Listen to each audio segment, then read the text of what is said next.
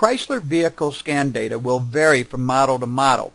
Your scan data may not appear exactly like ours does, but go and set your scan screen up with the data that pertains to ignition so you can follow the testing we're doing here.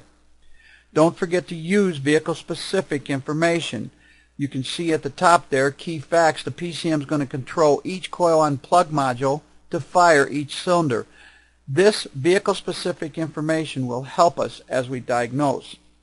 After the scan tool screen is set up, do a quick data review with the engine off.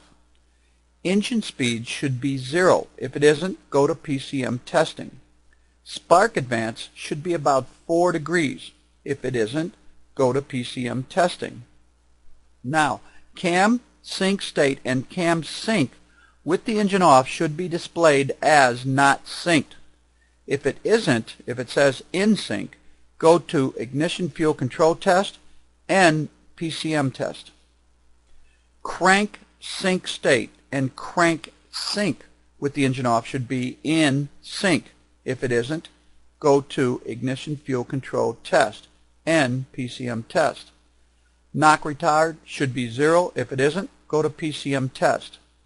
Then watch the same data as the engine is cranked. Engine speed should show engine RPM. If it doesn't, go to ignition fuel control test and PCM test.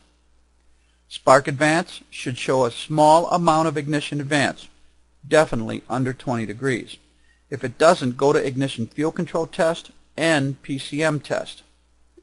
Cam sync signal will indicate not sync until after the engine is cranked for several seconds, after which the state should change to in sync. If not, then go to ignition fuel control test. Next, watch the data at warm idle.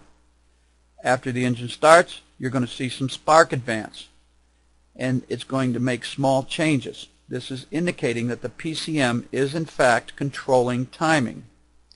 Next, road test the vehicle. Notice that after the vehicle is driven and then comes to a stop, the spark advance will remain high for a while, higher than it was when the vehicle was at idle when you first started this scan data test. This is normal. So when you drive the vehicle, you're going to get spark advance. When you come down to idle, spark advance is not going to drop down immediately. This is normal. If spark advance remains high after several minutes of returning to idle, go to PCM test.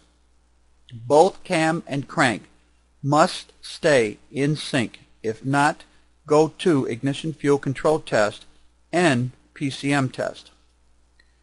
Study scan data and select the menu item that you want to test next. You will now be returned to the main menu.